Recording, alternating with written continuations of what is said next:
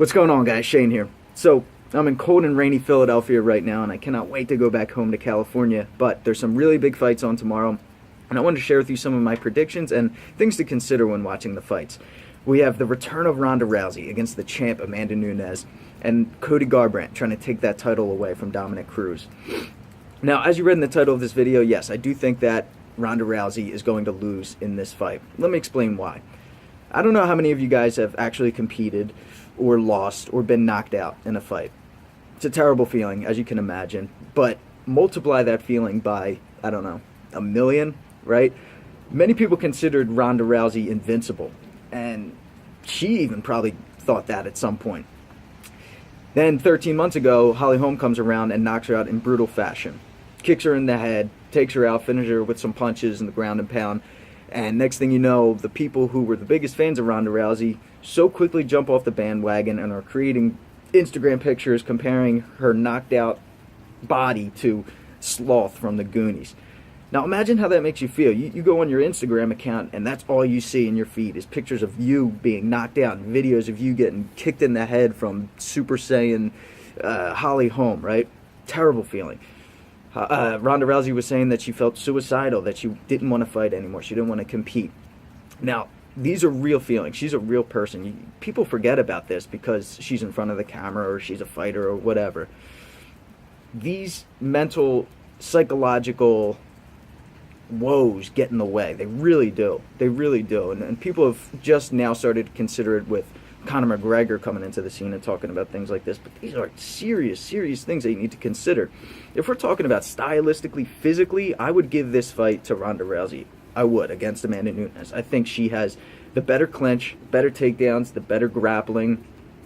Both of their striking are below average. They are. I'm sorry. I mean, I'm not trying to offend them, but if I were to say that they were good strikers, I'd be offending fighters like Joanna, right? So, talking about the physical aspects, I do give the edge to Ronda Rousey. Amanda Nunes is more patient in her footwork. She does step back.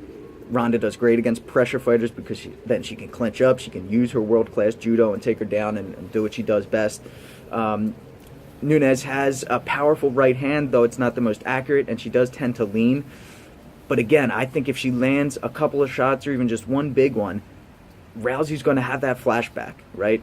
She doesn't want this to happen. She's talked about this in interviews, too, where she's already considering this her last fight, and that's fine. You know, maybe this is her last fight, but that's not something you say publicly for your opponent to hear, right? She's already looking past this and considering retirement, and that says a lot. It really does. So, just some takeaways from this, guys, is if you consider yourself a fighter, if you're an aspiring fighter, and you haven't considered the possibility or the chance of you losing a fight or getting knocked out, you may want to, because it's going to come as a shock when it happens. You know, when people are like, I think I'm going to take up fighting, I think I'm going to become an MMA fighter, they picture them holding the belt and some guy laying at their feet.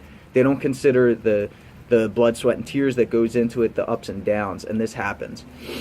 Now, I teamed up with the man who I consider my mentor, Vinny Vellucci, and he wrote an article about this. It's on the FightTips.com website, which we have revamped, and we're still working on it. It's still a work in progress. Links in the description below. I'd love for you guys to check it out. He's going to give some great insight, and I promise you guys are going to appreciate it. Who do I think is going to win the fight against Garbrandt and Cruz? I'm going Cruz. Easy. Not that it's guaranteed, of course. Nothing's guaranteed in a fight, but his superior footwork, I think, is going to make it very challenging for Garbrandt. I think the guys at Alpha Male have great strategies. They're awesome wrestlers, but I mean, shout out to Darion Caldwell training with Cruz. Cruz is no slouch in the wrestling game either. I think he's going to be a moving target, and it's going to be very hard for Cody to catch him. I see a very frustrating fight for Cody, but overall a decision win for Cruz. Guys, let me know what you think. Comment in the comment section below. I want to hear some of your predictions. Say, Shane, you are completely wrong, or Shane, I agree with you. I'm curious to hear. Let's start a conversation. Thanks for watching, guys. I got to hop on this flight in a couple of hours, get back to California, so by the time you see this video, I'll probably be in the sun. Until next time, I'm Shane with Fight Tips. Self-defense for the underdogs.